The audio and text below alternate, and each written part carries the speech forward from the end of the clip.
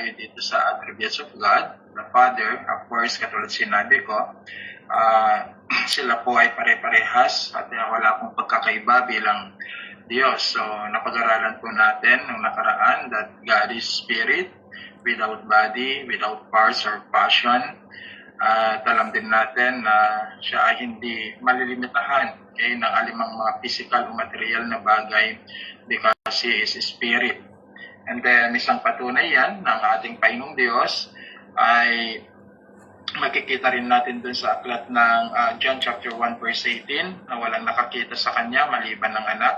At yan po ay clear na itinuro mismo ng ating pong Panginoong Kristo.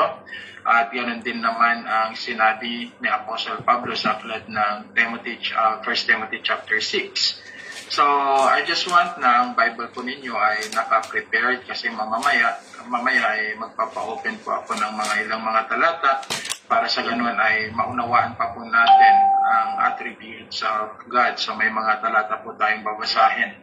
So, depende po yung translations po ng inyong pong mga Biblia. Pero ang mahalaga ay sundan po natin yung mga bagay, yung mga talata na nagpapatunay na ang Diyos natin ay kumikilos sa iba't ibang kaparaanan. So, of course, katulad sinabi ko kanina, walang sino mang nakakita sa Diyos at siya ay nagpapakita lamang through physical by the manifestations of theophany. So kung pag-aaralan po natin, ang theophany po, ang definitions po niyan, na hindi ko po nasabi nung nakaraan, it is a visible personal appearance or manifestations of God to a human being and form that they can see. So yan yung ibig sabihin po ng theophany. So ito ay galing sa original na Greek word, ng ibig sabihin ay theos, yung una, and then of course, piniin, which is appear or to show Himself. So, ang ating pong Panginoon Kristo in Old Testament time, of course, siya yung tinatawag po natin pillar and fire by night. So, makikita po natin na siya ay nagmamanifest sa ganung kaparaanan and of course, sended as isang anghel na mamumuksa doon sa aklat ng Exodus. So, yan ay yung babasahin po natin lahat yan mamaya. So even in the book of Exodus chapter 3, nung nakipag-usap po doon ang ating pong Panginoong Diyos, siya po ay, katulad sinabi ko kanina, pillar of clouds and fire. So ganun po siya nagpakita. Ang tawag po doon ay theophany, so nag-i-exist na po doon. Hindi po niya ipinapakita ang kanyang appearance as being God, because God is the Spirit. Of course, sabi mismo ni Moses at even ang si Apostle Pablo ng sino mang makakita sa Diyos ay mamamatay, and that is true. And then another things na dapat po nating makita para bago po tayo pumunta po dun sa aklat po ng Genesis chapter 18 and chapter 19 para makita po natin kung paano siya nagpapakita sa kanyang mga lingkod noong unang panahon, not in the form of God, but in the form of theophany. So meron pang isang bagay na dapat po nating makita because we need to connect itong dalawang ito, yung salitang theophany saka angelophany. So yung angelophany, of course ito ay part of the doctrines po ng angel. Pero gusto ko lang pong bigyan po ng diin itong dalawang ito kasi nga ito yung sinabi dito sa ating pong pinag-aaralan, one of the attributes of God pag siya po ay nagpapakita. Maliban po na doon sa physical ng anthropomorphism, ay makikita rin po natin talaga na ang Diyos ay nagpapakita through the word theophany. So, angelophany, definitions po niya, the appearance or manifestations of an angel as a messengers of God. So, yan naman po. So, ang mga anghel ay nagpapakita po sila sa ibang mga physical na kaanyuan. So, tingnan po natin doon sa aklat din po ng Genesis, dito tayo magpapasimula. Let us connect also in the book of Deuteronomy mamaya. So, basahin po natin yung aklat po ng Genesis chapter 18. Babasahin po yung mga talata. Kung nabasa niyo po ang Genesis chapter 18 na, so maganda naman po yun. Pero ipoconnect natin itong mga talatang ito because mayroon po dito according to some theologian, naniniwala sila na ang Diyos dito ay nagpakita bilang isang theophany din. At makikita rin natin that there are also another two, which is angelophany.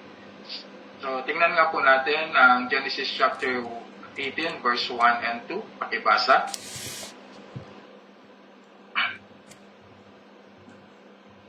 Genesis chapter 18 verses 1 and 2. Nagpakita si Yahweh kay Abraham sa may tabi ng mga sagradong puno ni Mamre. Nooy kainitan ng araw at nakaupo siya sa pintuan ng kanyang tolda. Walang ano-ano'y may nakita siyang tatlong lalaking nakatayo sa di kalayuan. Patakbo niyang sinalubong ang mga ito at sa kanila yumuko ng halos sayad sa lupa ang mukha. Okay, so nakita natin, nabasa rin po yan. Sino yung nagpakita? Ang ating Panginoon Diyos, that is in verse 1. And then after that, makikita natin na dun sa verse 2, mayroong tatlong lalaki. Sabi doon at sila ay sinalubong na Abraham at siya ay sumamba. When we talk about yung kneeling down at sila ay yumuyupo, ito yung uri ng pagsamba. And then of course, let us proceed to verse 16. Chapter 18 pa rin tayo. Verse 16 hanggang 18. Pakibasa. Verse 16, pagkatapos umalis ang tatlong lalaki at inihatid sila ni Abraham hanggang sa isang dako na natatanaw na ang Sodoma, sinabi ni Yahweh, hindi ka dapat ilihim kay Abraham ang aking gagawin, sapagkat pinili ko siya upang maging ama ng isang malaki at makapangyarihang bansa. Sa pamamagitan niya, ang lahat ng mga bansa sa daigdig ay aking pagpapalain.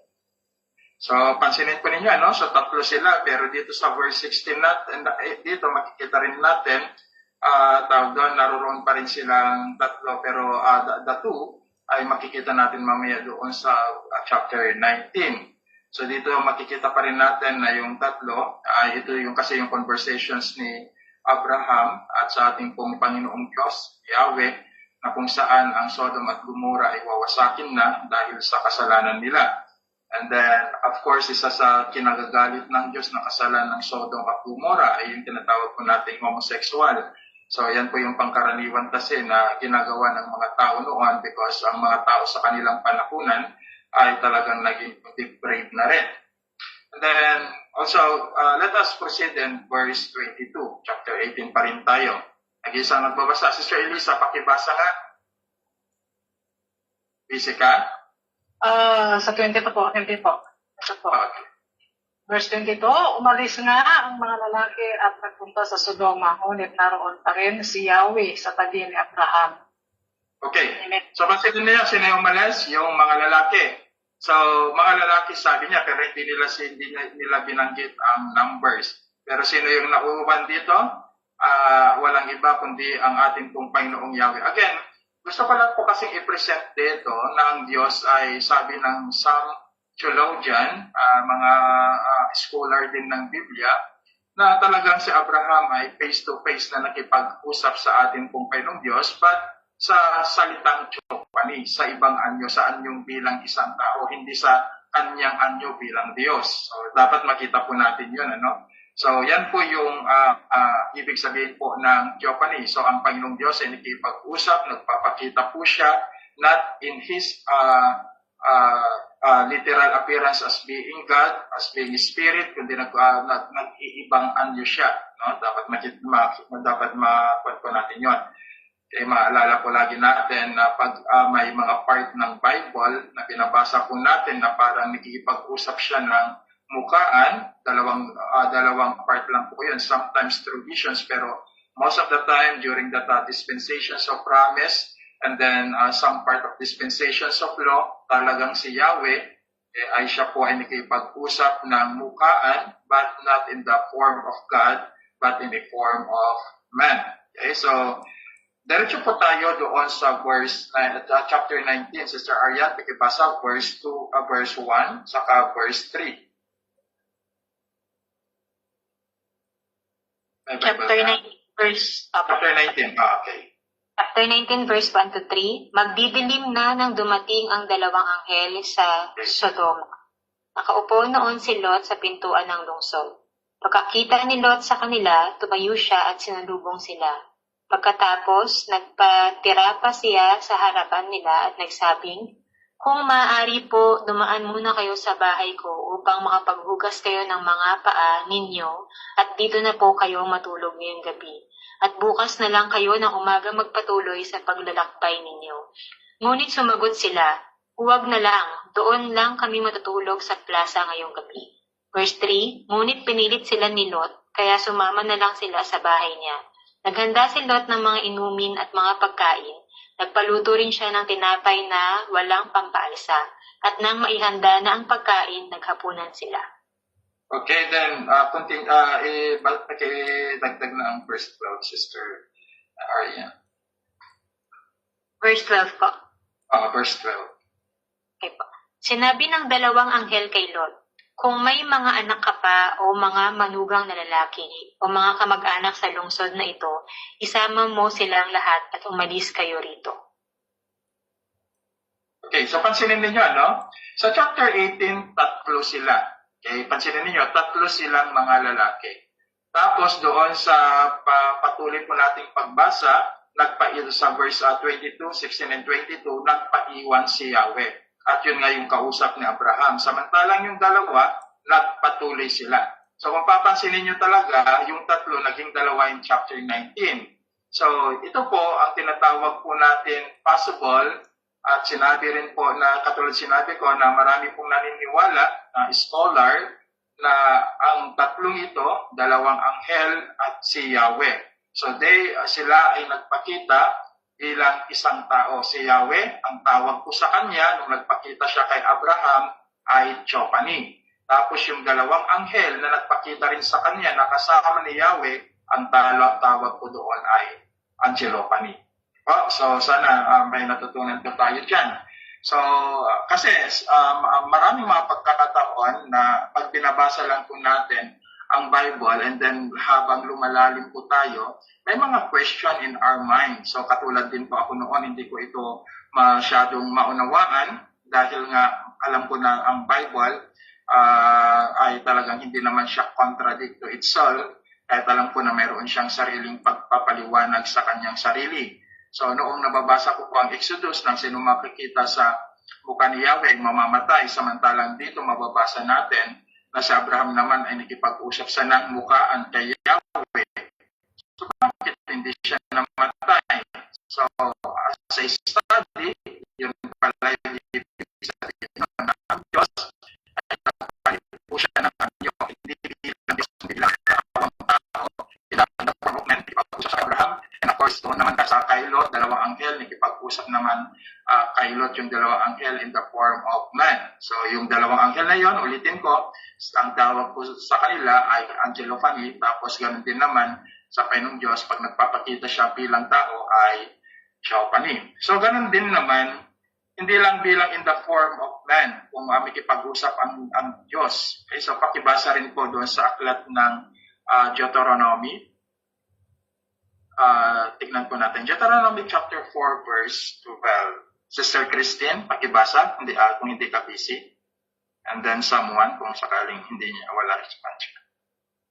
Okay po, chapter 4 verse 12. Mula sa gitna ng apoy, nasalita sa inyo si Yahweh.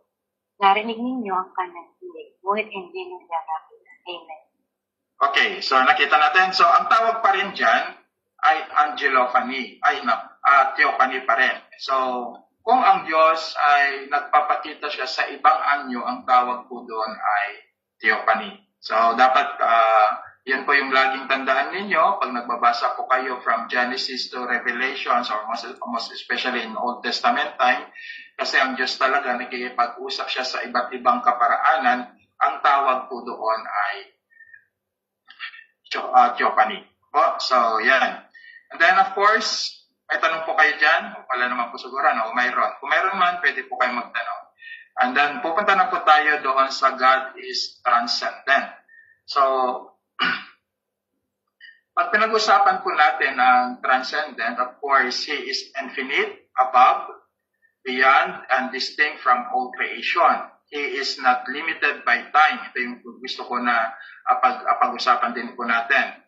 Okay, when we talk about that God is transcendent. He is not limited by time, space, matter, or anything that made. He is the high and lovely one. self-existent, incomparable, far greater in wisdom, holiness, and of course, He is the most powerful one in all things. So yan pag pinag-usapan po natin na ang Diyos ay transcendent. So siya po ay higit sa lahat at pangwalang hanggan. So He is not above this material world. Kaya nga, pag iisipin po natin ang Diyos, hindi po siya pwedeng ikumpara sa alinpamang mga bagay.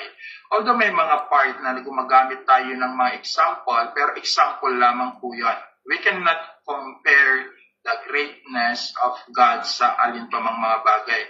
Kaya marami tayong namimit na mga katanungan ng mga tao. For example, ito yung lagi kong namimit noon na o napapakinggan na tanong nila sa akin, Pastor, kung ang Diyos ang lumalang sa sanlibutan, kung ang Diyos ang lumalang sa tao, sino naman ang lumalang sa Diyos? Pero malinaw, when we talk about God, transcendent, He is not limited by time, space, matter, or anything. Bakit? Siya po yung creator eh. Kasi pag sinabi mo kasi na ang Diyos ay nilikha, hindi na siya Diyos. Kaya nga, malinaw dapat pag tayo po ay sumasagot sa marami, na pag pinag-uusapan ang pagka-Diyos ng ating pong Panginoon, yung kanyang pagka-transcendent, dapat malinaw din po sa kaisipan ng lahat. Hindi po tayo pwedeng magsabi ng basta-basta na lamang. So, kailangan open mind po tayo, prepare yung heart po natin to answer all the question na hindi po nagbibigay ng kaguluhan sa kanilang kaisipan. Of course, yun yung isang bagay naman na dapat nilang tanggapin. Because they need to believe. That is in the book of Hebrews chapter 11, beginning verse 6. So, dapat nilang paniwalaan that there is a God who create everything. No? May Diyos na lumikha sa lahat ng bagay. Dahil may Diyos na lumikha sa lahat ng bagay, so 100% na dapat may paliwanag din natin sa kanila dahil siya ay manglilikha, hindi siya parte doon sa nilikha, kaya siya ay tinatawag na Diyos. And then another thing na sinabi ko sa inyo kanina, ang Diyos po natin ay self-existent. Hindi niya kailangan ang sinuman. Hindi niya kailangan ang sinuman dahil siya mismo ay kumikilos ayon sa kanyang gusto at kalooban. At hindi rin natin may kukumpara because God is incomparable. Okay? So dito sabi niya, God is transcendent. He is above this material world. Totoo nga naman. God could have continued in eternity without making Himself known to His creation. So ang Diyos, pwede siyang magpatuloy kahit na sa kawalang hangganan, kahit na gusto niyang hindi magpakilala sa kanyang mga nilikha. Kaya pwede niyang gawin yon.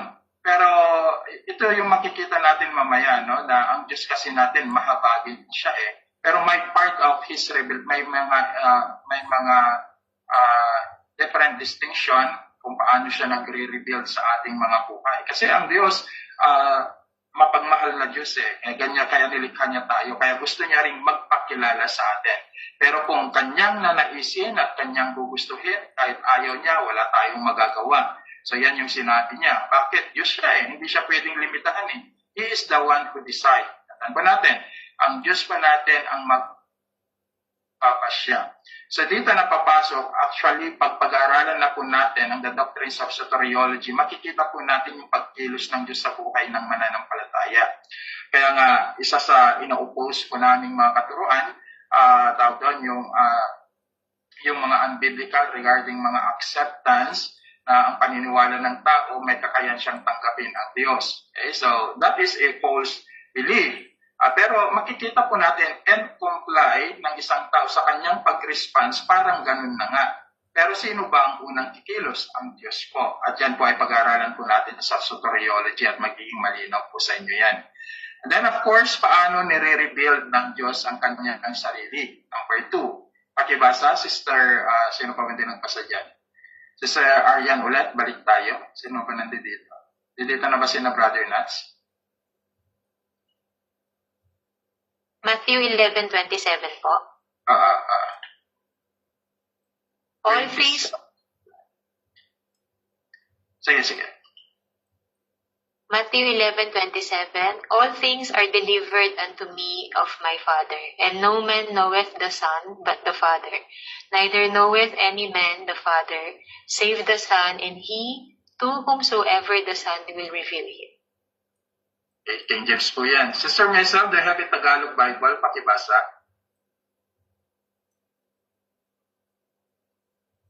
Matthew 11 po, 27.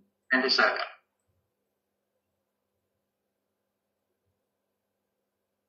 Sabi ko dito, Ipinigay na sa akin ng aking Ama ang lahat ng bagay. Walang nakakakilala sa Anak, kundi ang Ama. At walang nakakakilala sa Ama, kundi ang Anak. At ang mga pinili ng Anak na pagpahayagan niya. Amen. Okay? So, nakita ninyo? So, mayroong dalawang connections pa dito how God revealed Himself. First of all, papansinin niyo ang talatang ito, ang Diyos nagpapakilala, ipinapakilala ito ni Kristo at ang Diyos ay nagpapakilala naman sa Kanya. Para bang if you listen to the Word of God and then God continue to reveal Himself to you. Kaya't napakaganda na makita po natin ang talatang ito. So, ang Diyos, alam natin na walang nakakilala sa Kanya, sabi ng anak, that is our Lord Jesus Christ, dahil ang anak lamang ang nakakilala sa Diyos. At ang Ama, walang ibang nakakilala, walang ibang ang anak ay pwede lang makikilala ang Ama sa pamamagitan ng pananampalataya sa anak. So, dapat tingnan po natin ang sinabi po ng ating pong Panginoong Diyos dito, ng ating pong Panginoong Kristo, that God only revealed Himself sa Kanyang nais na pagpakilalanan. Now, maaaring may mga katanungan tayo minsan, Pastor, paano nire-reveal ng Diyos sa Kanya, sa ang Kanyang sarili sa mga di mananampalataya? So, He revealed through knowing sa pamamagitan po ng Ebanghelyo. Parang ganito lang. Kung tinanggap natin ang Ebanghelyo, ibig sabihin kinalala na po natin ang ating pong Panginoong Jesucristo sa ating mga buhay. At ang Panginoong Jesucristo, dahil kinalala na natin siya, magpapasimula naman ng Espiritu ni Kristo ay ipapakilala ang Ama sa atin. At habang pinapakilala ng Anak at ng Espiritu Santo ang Ama, lalo pa natin siyang makikilala dahil magpapakilala po siya sa atin. Hindi man personal, but we can experience Him to His revelation. Ibig sabihin, parang mararanasan mo, mararamdaman mo na sila ay kumikilos sa iyong buhay. So, if these three person in one God ay nagpatuloy na mag-manifest sa iyong buhay, one thing for sure, there is a great changes into your life. May malaking pagbabago. Bakit? Dahil lalo mo silang nakikilala. Makikilala mo kung gaano sila kabanal, makikilala mo kung gaano sila karapat dapat na sambahin, kung gaano sila kadakila. Of course, if you know these three person, ang Ama, ang Anak, at ang Espiritu Santo, kung gaano sila ka-holy, ang buhay mo din naman ay iaalay mo sa kanila. So yun yung kagandahan pag ang Diyos ay nagpasimulang mag-reveal ng Kanyang sarili. So dito pa lang sa talatang ito, when we go sa the doctrines of soteriology, makikita na natin that the Father worked to the lives of every individual believers. So, siya ito kumikilos at ganun din ang anak at maging ang banal na Espiritu. Ulitin ko, ang silang tatlo ay kumikilos sa buhay ng bawat mananampalataya. So, of course, susunod po dyan na pag-aralan po natin, ito ay pinaka-pamilyar na rin po na sa ating lahat. Ang Diyos po natin ay eternal. So, God is eternal. Sabi po dun sa Psalms chapter 90 verse 2, before the mountains were brought forth, or ever thou hast formed the earth and the world, even from everlasting to everlasting, thou art God. So, yan yung sinabi ni Psalmista David na ang Diyos, noon pa man, siya ay Diyos na. Okay? Siya ay walang hanggang Diyos. Yan po ang ating pong Panginoon. So, ang Diyos po natin ay walang simula, wala rin pong wakas. Okay? He is infinite, siya ay walang hanggan, and every way. Sinabi po ni Herman Vick, infinity applied to time and His eternity. So, yan po yung sinabi po ni Herman Vick. So, ang Diyos po kasi natin talaga, hindi po siya masusukat ng alinmang panahon at oras dahil siya ang lumikha ng oras at ng panahon. Brother Natsky, pakibasa, number 2, Stephen Charnock, ano yung kanyang sinabi doon sa kanyang sulat regarding the discourses upon the existence and attributes of God. Pakibasa, Brother Nats. Sabi po ni Stephen Charnock, He was before the world, yet He neither began nor ends. He is not a temporary, but an eternal God. It takes in both parts of eternity, what was before the creation of the world and what is after, though the eternity of God be one permanent state without succession, yet the Spirit of God, suiting Himself to the weakness of our conception, divides into two parts. One passed before the foundation of the world, another to come after the destruction of the world, as He did exist before all ages, and as He will exist after all ages. Okay, so sabi ni Stephen Charnock, ang Diyos natin ay Diyos na siya bago pa likhain ang mundo. Siya yung Diyos na walang simula, siya yung Diyos na walang wakas. Of course, hindi siya temporary, kundi siya ay Diyos na eternal. At yan yung kanyang paliwanag. At isa pa sa mapapansin natin dito na sinabi niya, okay, ang Diyos natin without succession. So of course, wala talaga. Unlike po sa belief po, pag pag-aralan po yung The Doctrines of the Faith, yan ay part po ng mga practical theology, one of the belief of Mormonism, dahil ang tao pwede siyang maging Diyos at maraming Diyos ang kanilang pinaniniwalaan at pwedeng maging successor, okay, sa Diyos kung ikaw ay maging ubod ng banal at nasusunod mo yung kanilang mga katuruan. Yan yung turo po ng ilang mga Mormons. So, tingnan po natin. Ito'y malinaw. Ang Diyos po natin without succession. They are permanent. Hindi po sila hindi po siya pwedeng pamilitan kundi mananatili silang walang hanggan. Kasi pag sasabihin mo na ang Diyos ay pwedeng palitan, hindi pa rin sila Diyos. Kaya ang Diyos magpakailanman mula sa walang hanggang pasimula hanggang sa walang hanggang wakas, tandaan po natin, hindi po sila mababago, hindi rin po sila mapapalitan. Okay, so ang Diyos natin is from eternity to eternity. Yan po ang Diyos na pinaglilingkuran po natin. Siya ang manlilikha, dakila, tapat, makapangyarihan, at yun po yung pinakamaganda na lagi po nating isipin. Beyond all things na nangyayari po sa ating mga buhay, mayroon po tayong Diyos na makapangyarihan sa lahat ng bagay. And then, ang kagandahan nito, ang Diyos ay nagpakilala sa atin, okay, bago pa magpasimula po ang paglikha ng sanlibutan. Para kanino? Sa kanyang mga anak. So kaya nga doon sa aklat ng Ephesians chapter 1 beginning verse 4 and then diretso po kayo hanggang verse 13, nasabi nga doon that you are chosen before the foundations of the world. Bagamat ito ay tumutukoy regarding the plans of redemption, malinaw na sa kanyang kaisipan, okay, na ang bawat kung sino yung mga tao na sasampalataya at maniniwala sa kanya. And that is clear sa teaching po ng Apostle Pablo sa book of Ephesians. And then of course, sa kabilang banda, na sa panahon ito na buhay po tayo, ay nakikilala po natin siya, maging ang mga naunang siglo at mga tao, mga sinaunang henerasyon noon, ay nagpakilala rin po ang ating pong Panginoong Diyos sa mga mananampalataya in the past, maging in the present and even in the future. Hanggang kailan? Okay? The end of all ages. So ganun po siya kadakila, ganun po ang ating pong Panginoon. So He revealed Himself even though He is eternal God, makapangyarihan, walang kapantay. Okay? Ni-reveal niya kanyang sarili sa pamamagitan ng kanyang habag at pagmamahal po sa atin na kanyang mga hinirang at tinanggap na bilang kanyang mga anak. And then, sabi ni Psalmista David, ulitin ko lang ulit, dito sa Psalm chapter 90 verse 2, ang Diyos natin, bago pa likhain, bago pa matatag ang kabundukan, bago pa lumitaw ang mundo, siya na po ay mula sa walang hanggan at siya ay Diyos na walang hanggan. And then another, God is self-existent and self-satisfied. Naman na po natin yan, ang Diyos po natin wala nang kailangan kahit ano, kaya huwag po natin ipagmalaki. Sisingit ko lang po ito, very practical. Kasi maraming mga tao na they are very proud for themselves dahil sila nagagamit, successful in the ministry at marami pang mga iba kinikilala. Always remember na hindi po yun yung dapat po nating ipagmalaki.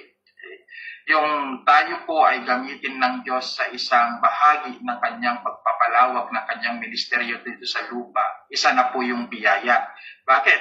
Self-existent po siya eh. Kahit wala po tayo, kaya niyang gawin yung gusto niya.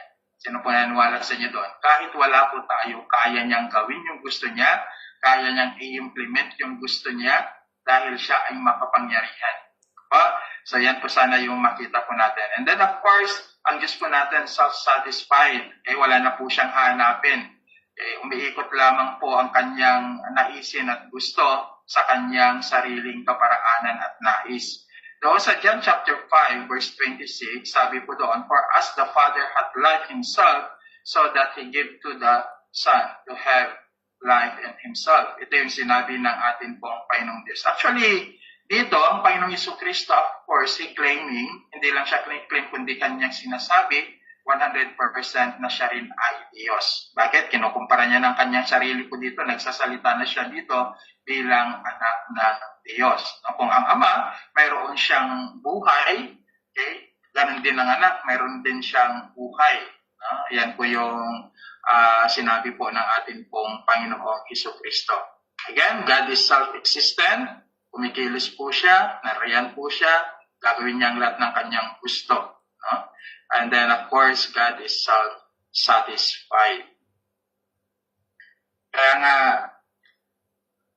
kahit po doon sa mga ginagamit po ng mga prosperity gospel, singit ko lang din po dito, nasabi nila, magbigay ka sa Diyos ng tawag doon, mas marami pa sa gusto mong ibigay, di ba? Yun yung mga sinasabi po nila minsan, para lalo pa siyang masatisfied, lalo pa siyang magalak sa iyo. Actually, that is wrong because ang Diyos po natin, He is self-satisfied po siya, sapat na po yung kanyang kalagayan, sapat na po yung kanyang katangian, sapat na po yung kanyang karakter at maging yung kanyang kabanalan. Kompleto na po siya, walang labis, walang kulang.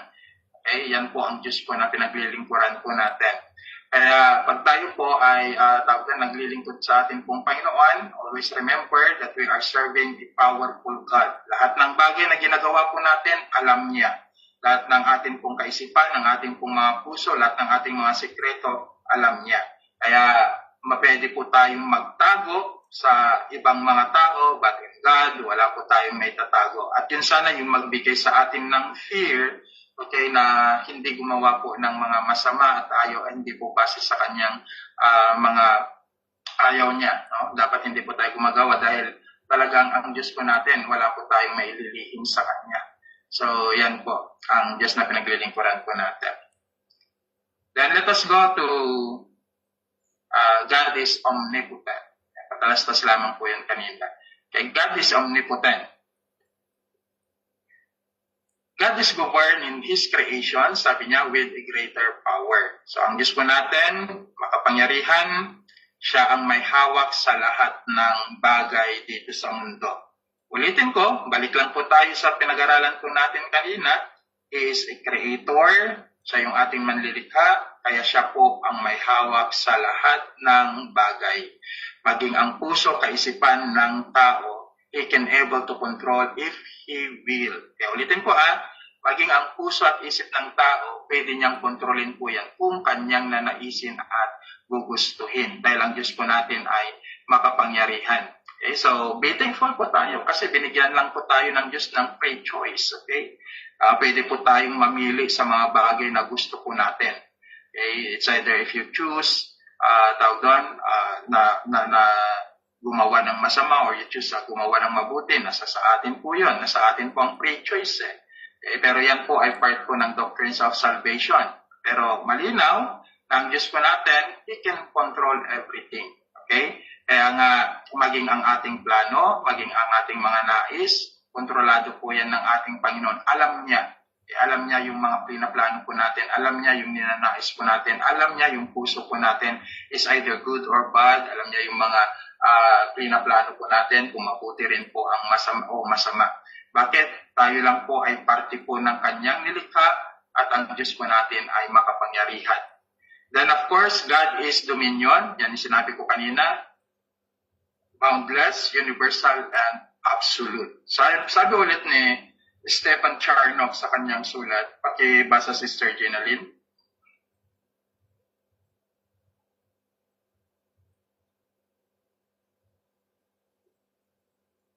Wala. The power of God is that ability and strength whereby He can bring to pass whatsoever He pleases, whatsoever His infinite wisdom may direct, and whatsoever the infinity purity of His will may resolve. Okay? So, ano sabi niya? Yung kapangyarihan po ng ating Panginoong Diyos, okay? That ability, that is strength whereby He can bring to pass whatever He please. No? Kaya niyang gawin ang lahat ng gusto niya. Okay? Yan po yung ating pong Panginoong Diyos na pinaglilingkuran. No? Kaya niyang gawin lahat ng kanyang gusto. Doon sa aklat ng Daniel, chapter 4, verse 35, sabi po dito, nothing can stop God from accomplishing His will. Pakibasa nga sa Tagalog version, Sister Arian, Daniel chapter 4, verse 35.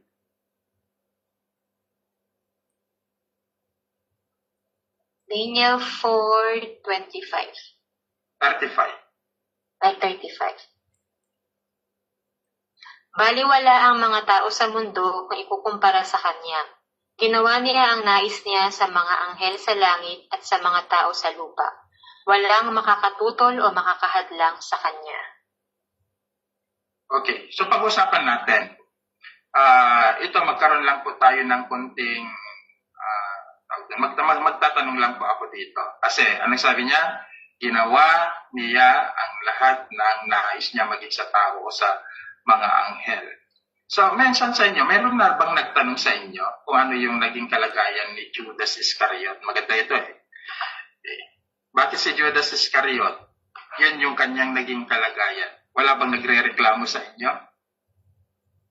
Yes, Sister Elisa, anong idea mo? Halimbawa, ang Diyos, tawag doon, yung naging part ng buhay ni Judas Iscariot, di ba? So, it's part of the prophecy. Alam natin yan.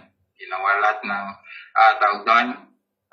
Makikita natin nakasama siya din sa 12 disciple, but at the end, kung ano yung kanyang naisulat, at kung ano yung naisulat sa kanya, yun pa rin yung nangyari sa kanya. So, marami kasi na nagsasabi na, tawag doon, kung sumampalataya lang si Judas Iscariot, yan yung mababasa niyo din sa ilang mga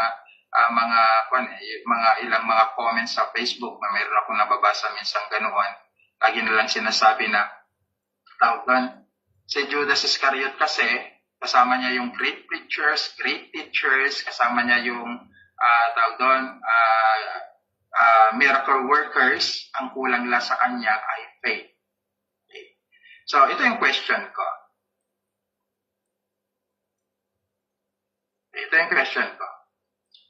Si Judas Iscariot ba ay, tawag doon, pinagkalooban ng pananampalataya but he never responds? O sadyang hindi siya pinagkalooban ng pananampalataya kaya hindi siya nagresponde? Lahat po kayo isa ang, ito lang yung gusto kong nabigyan nyo.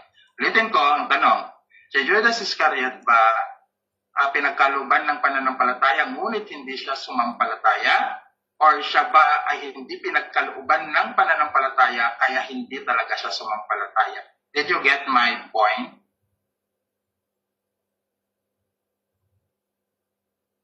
Okay, ulitin ko. Si Judas Iscariot ba ay pinagkalooban ng pananampalataya ngunit pinili niyang hindi sumampalataya? That is much better. Si Judas Iscariot ba ay pinagkalooban ng pananampalataya ngunit hindi siya sumampalataya? O talagang sadyang hindi siya pinagkalooban ng pananampalataya kaya hindi siya sumampalataya?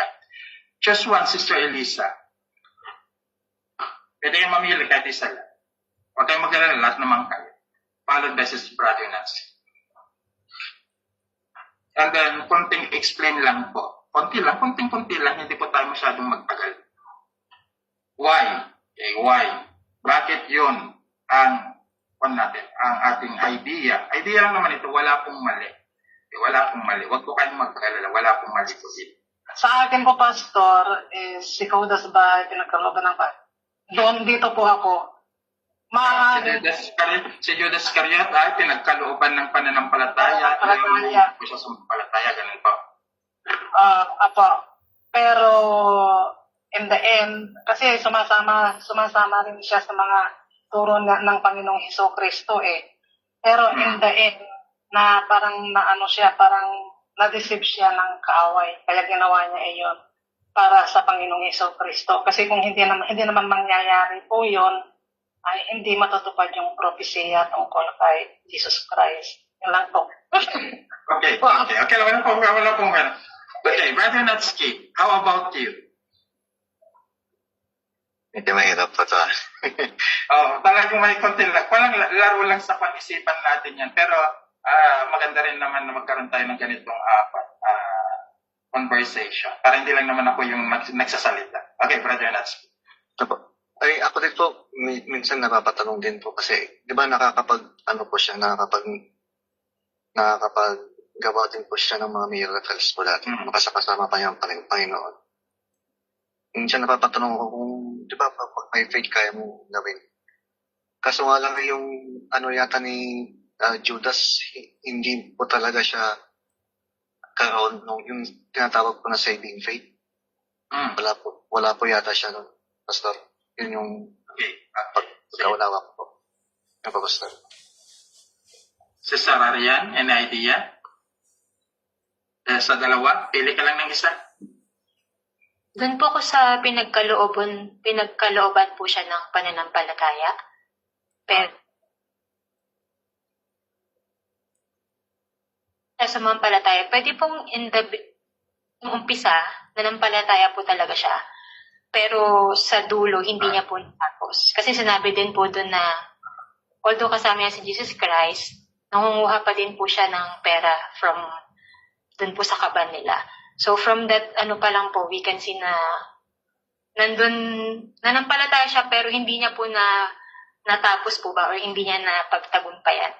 Like yung sinasabi po ni Paul na they started na okay, but in the end, hindi nila natapos yung journey po nila. So, nag-fall po sila into temptation and sin. Ayun po. Okay. Sister Maisel. Hello po, Pastor. Medyo, po, sabi nga po ni Pastor Brother Lasky, mahirap po yung tanong.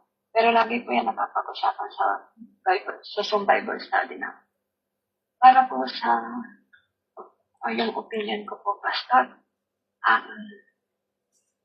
akin po parang hindi po. Kasi kung ating pong pagbabasihan po, yun talaga po regenerated po talaga ng saving faith po. Anong saving faith po talaga? Ano po ba yun po yung magkakaroon po tayo ng pagbabago.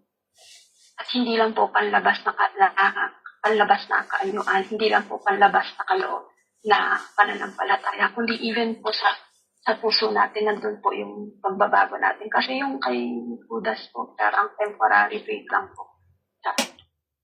Alam naman po natin na siya po ay ginamit sa prophecy po. Yun nga po, para po makumpleto po yung propesya po na nakasulat. So, yun po, Pastor. So, Okay, salamat. Sister Tintin, are you there? yes, andiyan po. Copy-paste na lang ba ako, Pastor? Basta pili ka lang sa Praise the dalawa. Lord, no po. I think po, si Judas po kasi, copy-paste na nga ako. na yung kasama po talaga siya, nakarinig na po siya ng salita ng Diyos, So, I think talagang hindi po nabago ang puso ni Judas kasi sabi po dun sa John 6:64, verse 64, ngunit na ilan sa inyong hindi sumampalataya. Alam naman ni Jesus buhat pa ng unang kung sino ang hindi mananalig sa Kanya at kung sino ang magkakalmo sa Kanya. I think po hindi po nabago talaga ang puso niya. Nakarinig siya ng salita ng Diyos, kasama niya ang Diyos, at nandun po kasama po siya sa 12 disciples. Talaga pong hindi po niya isinuko ng buo ang kanyang puso. So wala siyang pananampalataya. Although, ibinigay naman po sa kanya ng Panginoon ang salita. Nakita niya po kung paano gumalaw ang ating Panginoon. Yun lang po. Okay, Amen so po. salamat, Sister Tintin. Meron kang gustong i-share din regarding sa to, Sister Lourdes?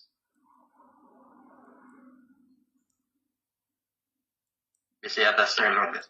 Okay, ngayon, actually, sabi ko nga sa inyo, after ng bawat lessons po natin, meron po akong bibigay sa inyo na examination, that is essay. Pero party na po itong pagtatanong ko dito, ang ako na dito, meron na, nagtitest na kayo. Itong kan natin.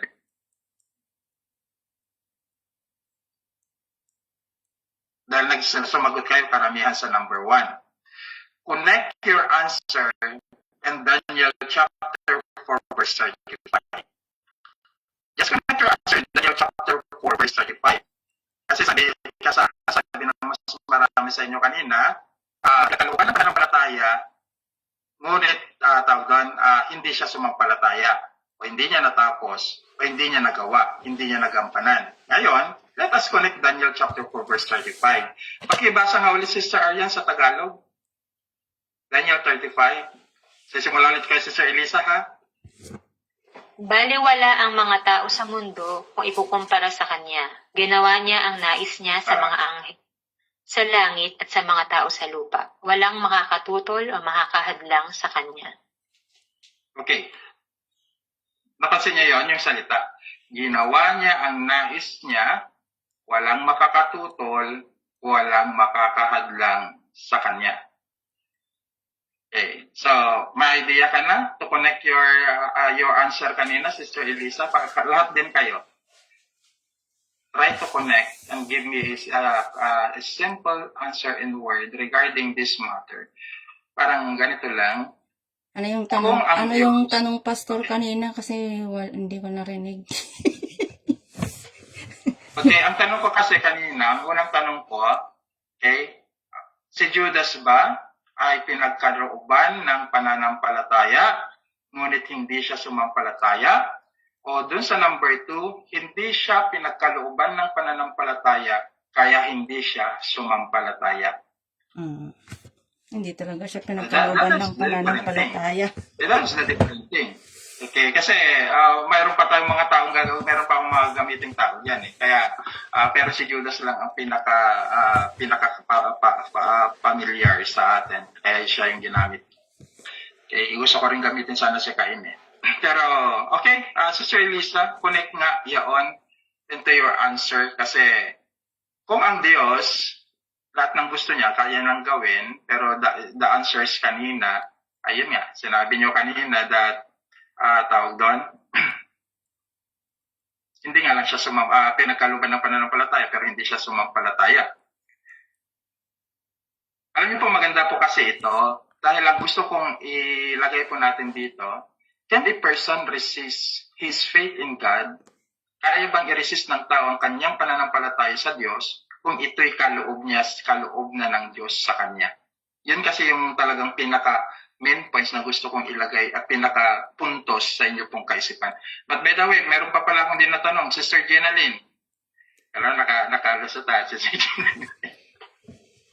Saan ka sa dalawa?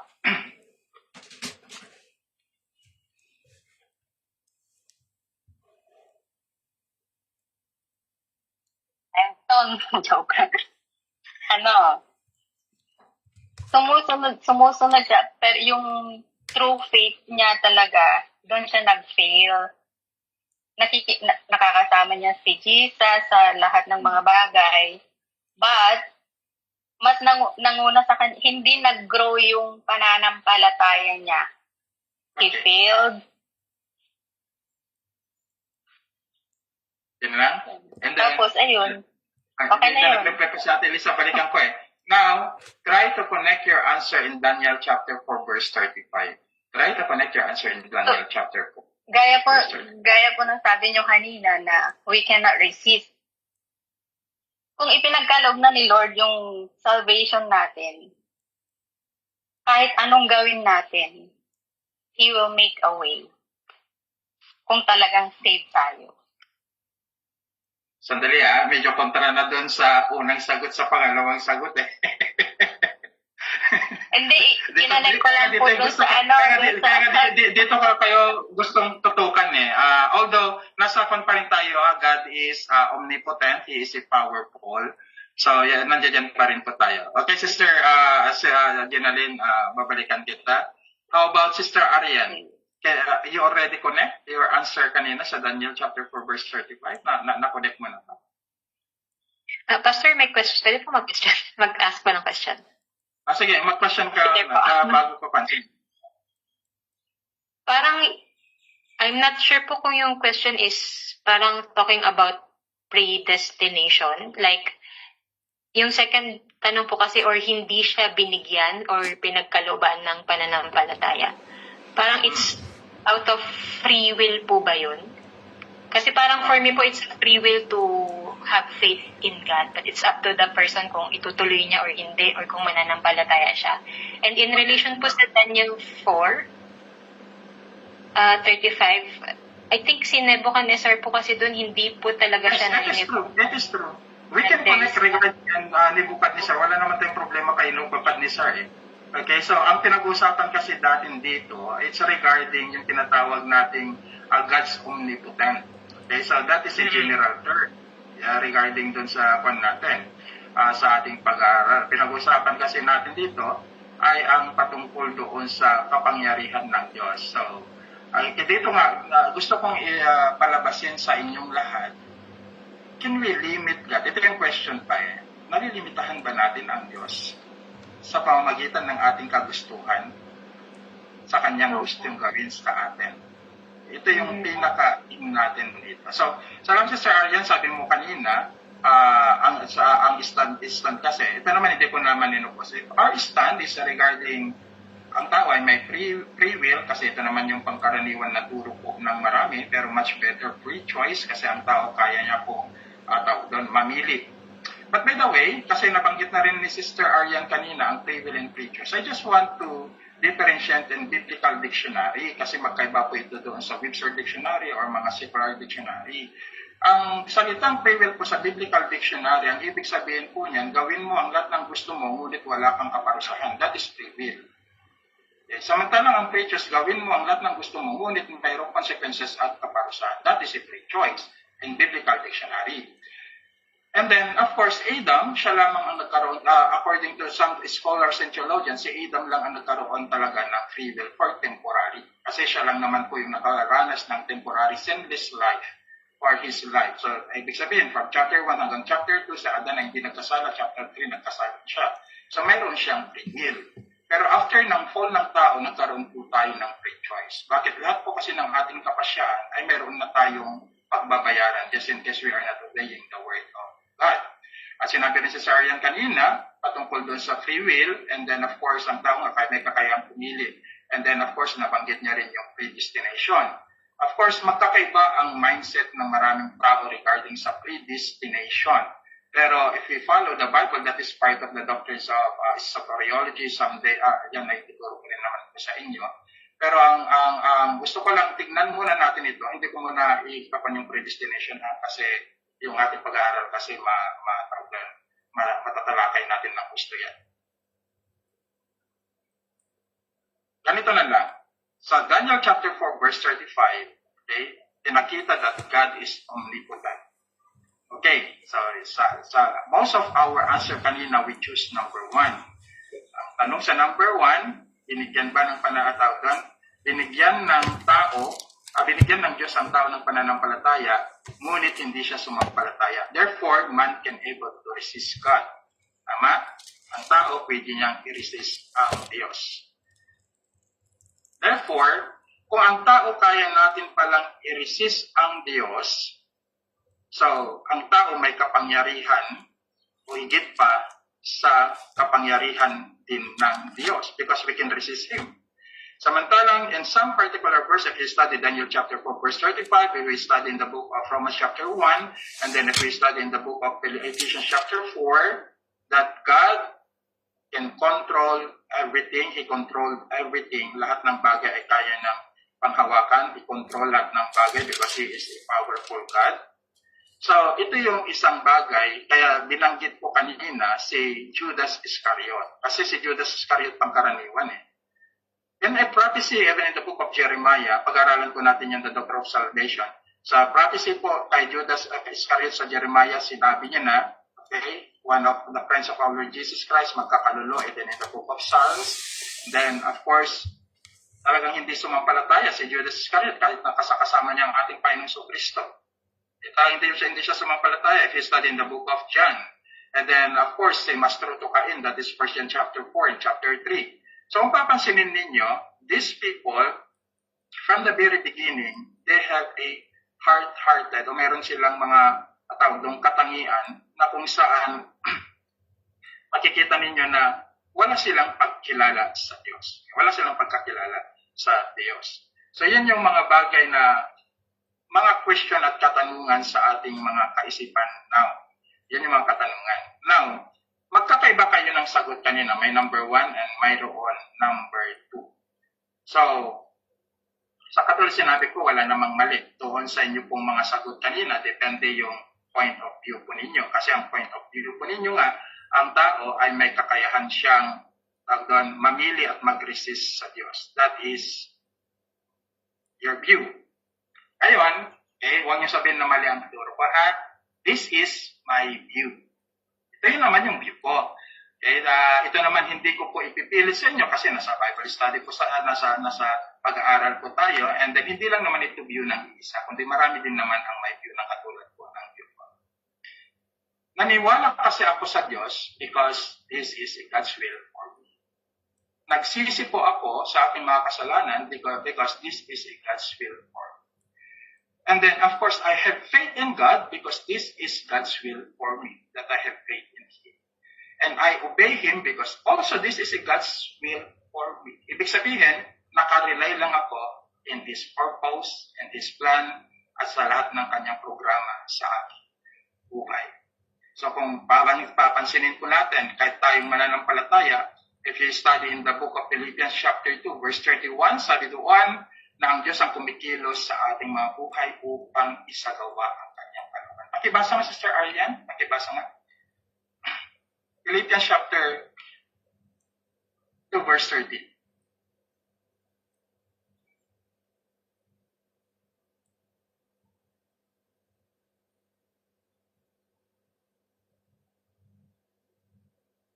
Philippians 2:13.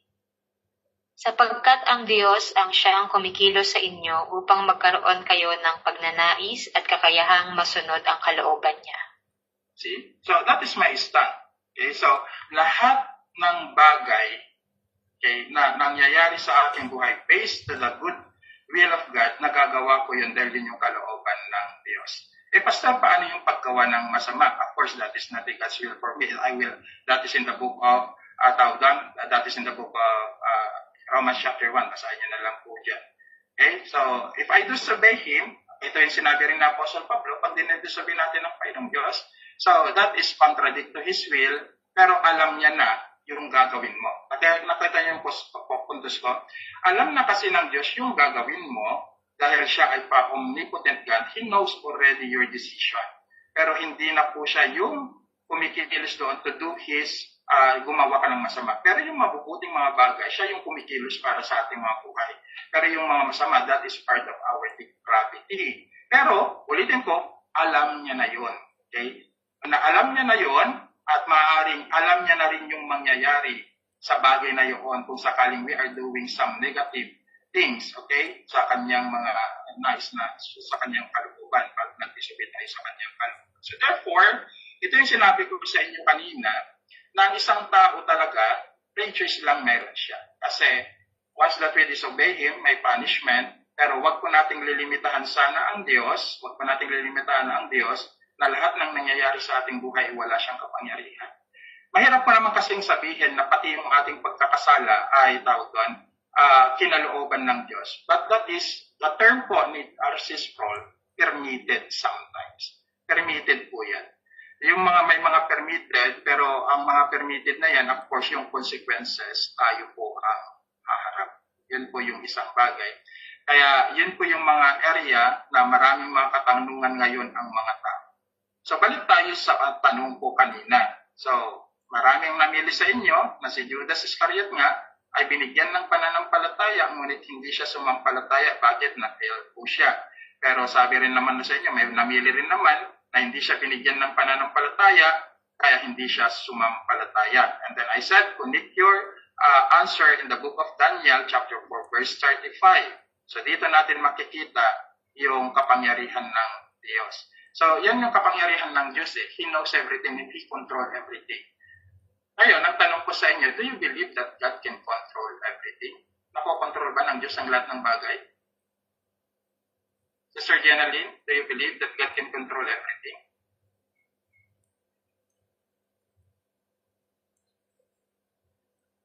Yes, Pastor. Okay, si Sister Maisel, naniniwala ka ba? O Pastor. Ikaw ba, Sister Arya, naniniwala ka rin that God can control everything? Yes po. Tama, He can control everything at yan naman yung katotohanan sa lahat ng bagay. So, para maging clear sa inyo, kasi nabanggit kanina, ulitin ko, Sir Aryan, yung regarding predestination, tututukan po natin yan doon sa doctrines of soteriology. Pero, isa lang kasi yung gusto kong bigyan ng diin dito sa inyo kanina, one thing lang po yung gusto kong bigyan ng diin.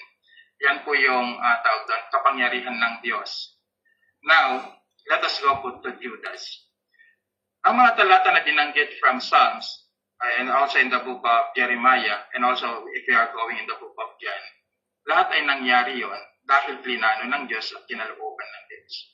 So therefore, ito yung pinakamahirap na tanggapin minsan kasi ng mga tao.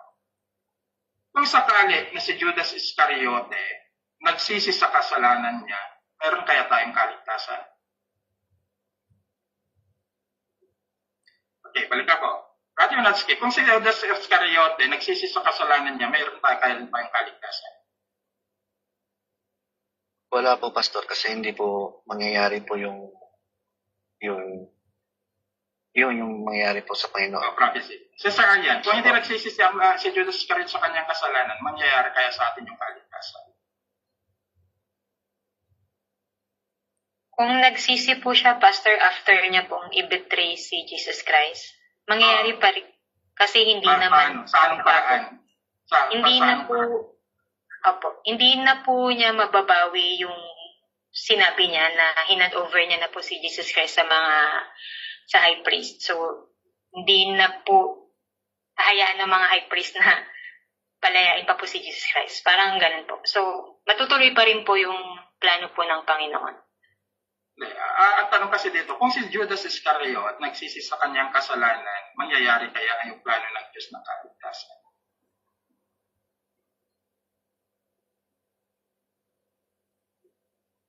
Kasi no one can betray to Jesus Christ kung sakaling hindi nagsisi si Judas eh. At the very beginning, Judas may, tandaan natin na, sabi dun sa John, he is a thief. So, doon pa lamang makikita nyo na marami na siyang kasalanan ginagawa but he never repented.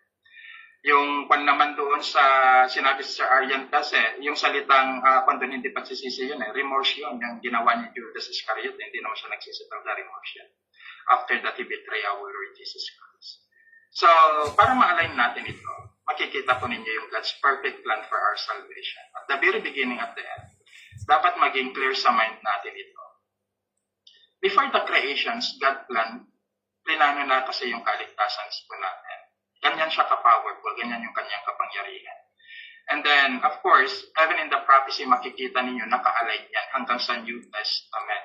So, hindi natin yung marirefute. Bakit? Kapangyarihan ng Diyos yun eh. That is part of greatness and power.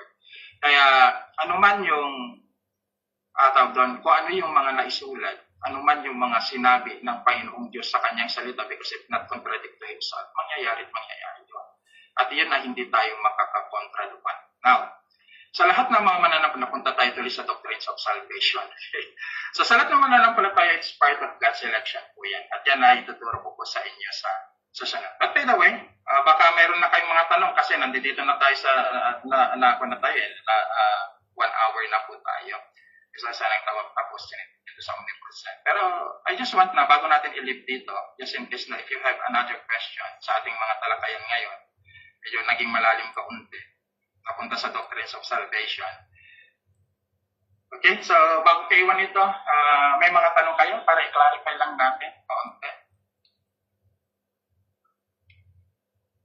Para makita nyo yung stand and before. Sakaling may mga tanong kayo. May hinintay akong mga tanong kung sakaling mayroong mga naglalaro sa isipan.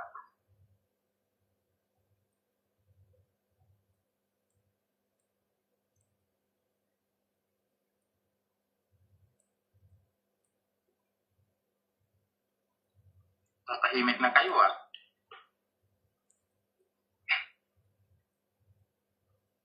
Okay, Brother Natsuki, do you have a question? Hindi po, follow up lang po dun sa mga naging Sige. sagot. Kasi para po sa akin, Pastor, God is sovereign. Tapos yung design niya po sa lahat, yung mga nakasulat na po sa Biblia, ay di po ba, Pastor, hindi po yun pwedeng mabago kasi yun na po yung plano ng Diyos. Kaya yung mga, kung may mga katanungan din naman po ako, pwede ko na itong i-connect din sa 35 sa Daniel. Kasi hindi naman natin pwedeng utusan ang Diyos kung sakali. Kasi limitado lang po yung isip natin. At saka yung pag-unawa. Kaya lahat po ng mga nangyari na nababasa natin sa Biblia ay ayon sa kanyang disenyo po. Yun po yung ko, Pastor. Pagkakaunawa. Pagiging sovereign God. How about Sister Arian? Do you have a question or additional for your view? Wala naman tayong pandito. Ito sharing po tayo ngayon. Sharing. Part lang ng aking naging question sa iyo. Opo, Pastor. About po dun sa, clarify ko lang po yung sagot ko po about kay Judas. Yung question po na kung na-save, tama po ba? Kung na-save po ba talaga siya? Yung view ko po dun is, kung tinanggap niya po si Jesus Christ, sa umpisa pa lang at nanampalataya po talaga siya, hindi po mangyayari yung salvation. Pero yung point ko po kanina is kung after po niyang i-betray si Jesus Christ, ay naniwala po siya or nag-repent po siya, mangyayari pa rin po yung nakasulat. Pero ayun nga po, nabanggit niya po na hindi naman siya nag-repent kundi remorse. Unlike po kay Peter na nag-repent po talaga si Peter after i-deny niya po si Jesus Christ. So ayun po yung gusto ko pong i-further po na i-clarify. Apo. Then may question sa Matthew 11:27.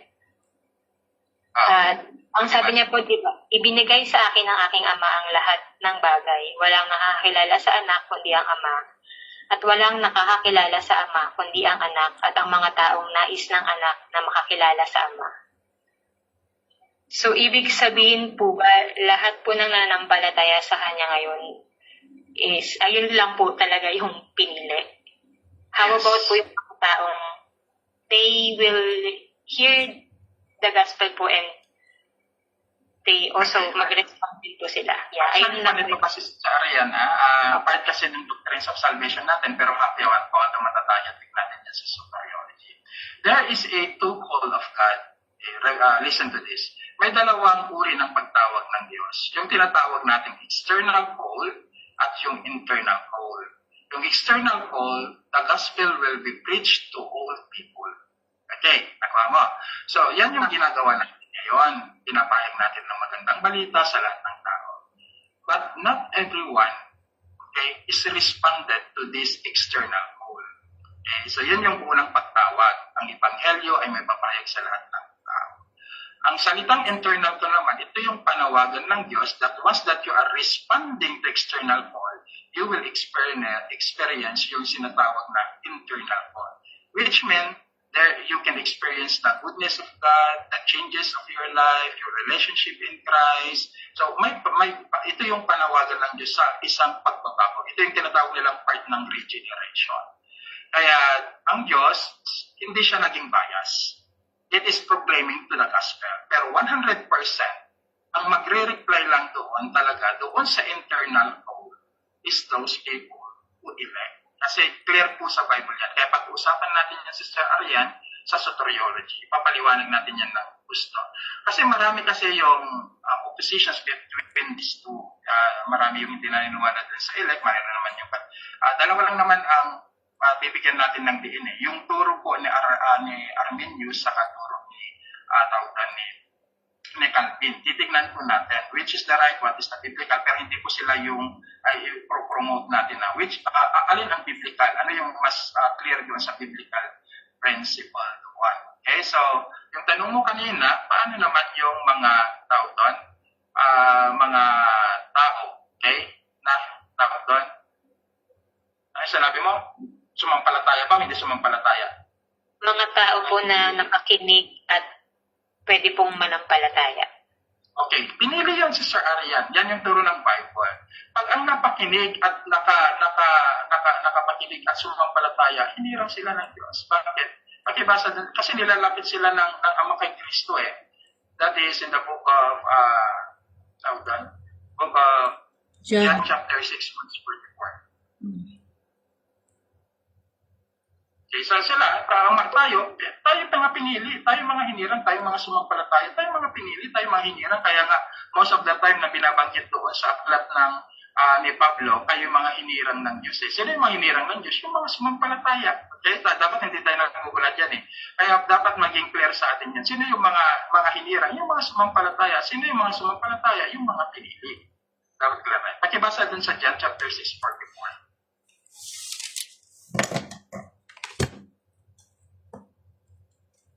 Sabi po dito sa John chapter 6, verse 44, walang makakalapit sa akin maliban dalhin siya sa akin ang Ama na nagsugo sa akin. At ang lumapit sa akin ay muli kong bubuhayin sa huling araw. Amen. Okay, so that is the respondent to the internal call. So, ang external call, naipahayag ang Biblia, pero of course, makakalapit tayo kay Kristo sa pamagitan ng pananampalataya, pagkilos na ng Diyos Ama yan, kaya lumalapit tayo kay Kristo. Okay, parang tayo yung nag-response, pero in reality, ang Diyos talaga ang naglalapit sa atin kay Kristo para sumampalataya sa Kanya. Yan yung tugon doon sa sinabi ng Panginoon Hesus Kristo. Okay, so, okay na yun, Sister Arian? Apo, thank you po, Pastor. Okay na po. So, baka may doubt ka doon. Daragdagan natin. Okay, so, hopefully ulitin ko yung sinabi mo kanina na tawag doon, yung nakapakinig ng magandang balita, sumampalataya sila, 100% naman pinili sila sa Sister Arian. Ito kasi yung point of view ng marami eh. Sinabi nila, pinili sila ng Diyos, paano kung ako sumasampalataya kay Kristo, hindi ako pinili ng Diyos? Actually, hindi ka sasampalataya kung hindi ka pinili ng Diyos. Kasi yung binasa din sa Philippians kanina, pag pinili ka na ng Diyos, pag sumampalataya ka ng kahit sa Diyos, siya na yung kikilos para gawin mo yung kanyang kalooban. Siya na yung kumikilos para gawin natin yung kanyang kalooban. Siya na yung magmamanifest sa ating mga buhay. Kaya, that is not a great, hindi dapat yun yung tamang question regarding election eh. Yung salitang, pag hindi ako pinimili, tapos gumawa ko ng mabuti, ginawa ko naman lahat ng gusto ng Panginoon, pero hindi pa rin pala ako ligtas kasi hindi ko pinili. Hindi kasi yun talaga yung dapat na question ng mga tao. Kasi if they really understand the scripture, pag sinabi nilang ikay pinili, ikaw ay sumampalataya. At yung mga sumampalataya, yan kasi yung mga hinirang at pinili ng Diyos na sinasabi ng Apostle Pablo that they are saved by grace. At yan ay papalawakin natin in the doctrines of soteriology. Napunta tayo sa soteriology kasi patungkol na naman kay Judas. Okay, so another question. May oras pa tayo. No?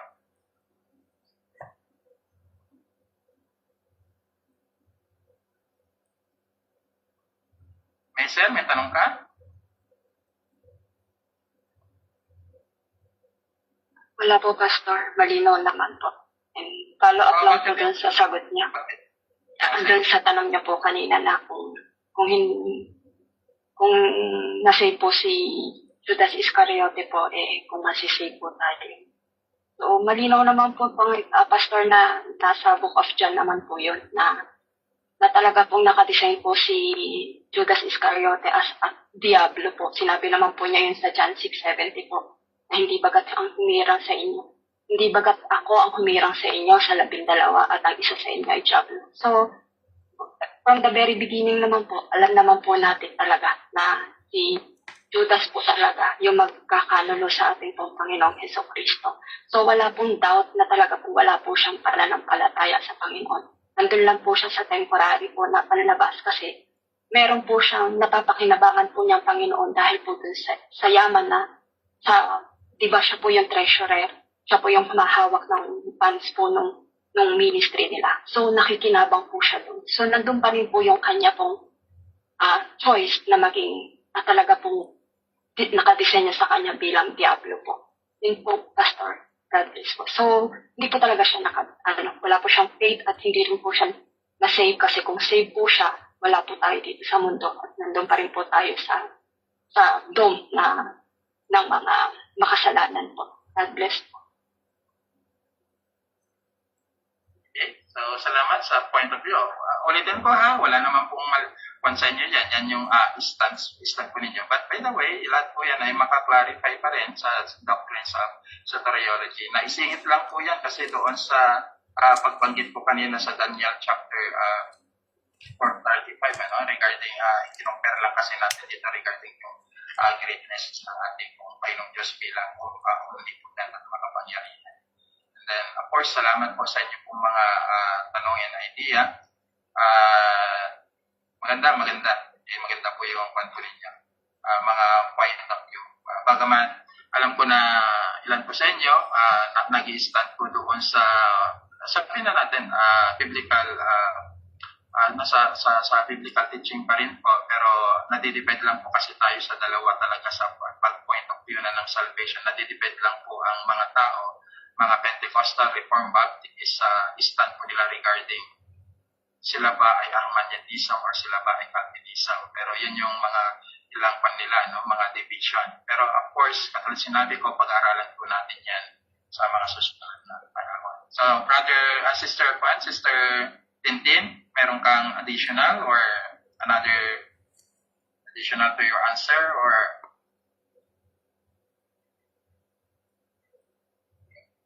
Nasa labas po ako, maingay po. Hindi po ako makapag-concentrate, Pastor. Nasa labas daw kasi siya. okay, salamat. Sister Jenaline, bago tayo mag-end, mamaya. Doon lang po sa sa may free will and free choice. Sabi niyo po kanina, na ang biblical meaning po ng free will is do whatever gawin natin yung gusto natin gawin, but without consequences. Doon po sa free choice, do whatever you do, then we face the consequences. So, nasa free choice po tayo. Free choice tayo. Kasi, opo. Yan lang po. Thank you. Okay, so tawag doon, yan yung kasi para mas maganda pag tayo naghahanap po ng meaning, I suggest na mag-download kayo ng tinatawag nilang Bible Dictionary. Mas maganda po yung Bible Dictionary, and then of course Interlinear Bible which is Hebrew in Greek, kasi doon yung makikita talaga yung mga talagang meaning through the scripture. Kasi kung magbabase lang po tayo minsan sa mga dictionary at of course nasa po tayo, nasa computer era na po tayo, mas maganda pa rin na balikan nyo. Although may download nyo naman po yung mga yan. Para just in case na meron kayong mga may gustong mga tawag doon, mga kukunin ng meaning, at least nasa talagang mga Bible dictionaries. And then kagandahan nun, pag may Bible dictionaries po kayo, may mga, sometimes yung mga ilang mga apps, meron na rin mga supporting supporting verses na pwede nyo gamitin just in case. No? So, yan yung mas maganda. Sa panahon natin kasi na ngayon, hati pa rin, hati pa rin po ang view ng marami. So, tingnan nyo ang lawak po ng Pentecostalism, Reformed Baptist, Evangelical, halos isa lang po yan, ang tawag po sa atin ay Protestant, pero nahati po sa dalawa, Calvin and Arminian, free will and free choice. So, nasa sa inyo kung ano yung gusto nyo pong piliin po dyan. Pero of course, sa akin naman, sinasabi ko sa inyo kung ano yung point ko at stand ko. So, katulad sinabi ko, yung mga stand po ninyo ay pinapakinggan ko naman po. Pero of course, sinasabi ko rin sa inyo yung stand ko. Para sa ganoon ay alam po ninyo yung mga bagay na itinuturo ko rin sa inyo. So, don't make me wrong. Kasi sinasabi ko naman sa inyo na ito ako. Yan yung lagi yung sinasabi sa inyo. At least I can prove that through some biblical sa mga talata po ng Bible. Ang mahirap po yung stand po tayo without the scripture. Yan yung magiging problema po natin. So, ang New Life Christian Bible Institute po kasi, hindi lang po yung tayo po ay magtuturo lang po kami ng stand ng school po natin o yung pan.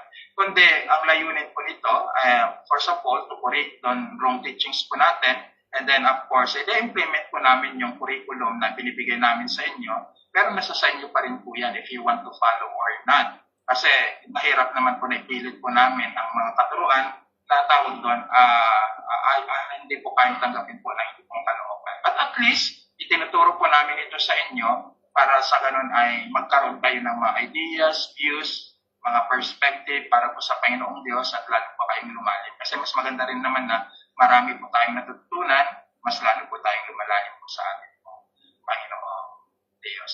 Okay? So, additional po rin po kanina, pero part kasi ng salvations talaga yan regarding the Edom. Ituturo ko po sa inyo yung the plans of redemptions from the beginning, from eternity to eternity, pag nasa soteriology na po tayo. So, yun ay pangkatlong subject po ninyo. So, that is September, October. Mga November siguro yan na makukuha po ninyo kasi every month lang naman po. Just in case na hindi po natin matatapos itong ibinigay ko sa inyo na PDF, basahin nyo na lang po. Kung saan lang po tayo matatapos ng isang buwan, yun lang po talaga. Yun lang naman po. Hindi ko, ayaw ko po siyang i-start kung saan po talaga tayo matatapos. Doon lang po tayo matatapos. And then, susunod na magiging subject po natin yan, soteriology, and then pneumatology saka Christology, pneumatology saka Christology, pneumatology saka soteriology. Yan po yung magkakasunod na magiging subject po ninyo. Kasi nasa pan po tayo, nasa systematic theology. Then you can add also, hindi ko pinagbabawal, then pwede naman po kayo mag-research. And then, after that, you can research, pwede natin mag-backward sa mga question and answers po ninyo, sa mga question po ninyo, sa mga previous na pinag-aralan po natin. Pwede po kayo magtanong, at least bibigyan po kayo ng at least 5 to 10 minutes before we begin again and start yung natin, yung ating pag-aaral. Para sa ganon, hindi po naiiwan sa kaisipan ninyo yung mga katanungan na parang blanco. Okay, so gusto ko, pag sakali man, meron kayong na-discover na search kasi nasa internet na po tayo, okay lang po sa akin yun. Then, pwede kayo magtanong ulit bago tayo mayroon na uling pag-aaral, bago tayo magsimula, at least hindi tayo nalalayo doon sa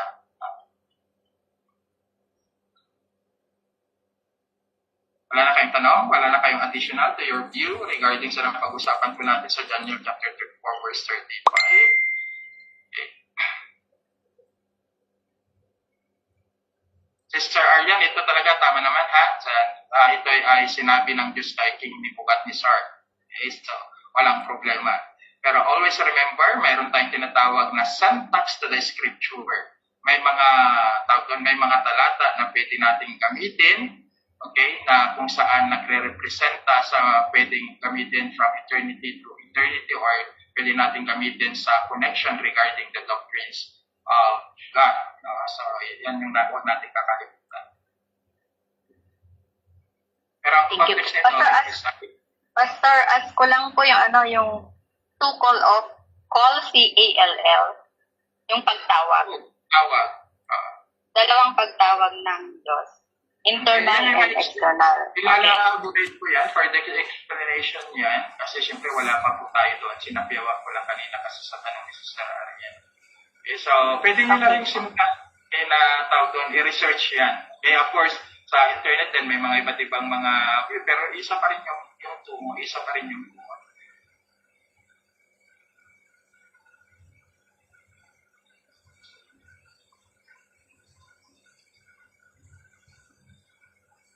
Wala na kayong tanong, wala na kayong gustong i-clarify sa ating napag-aralan.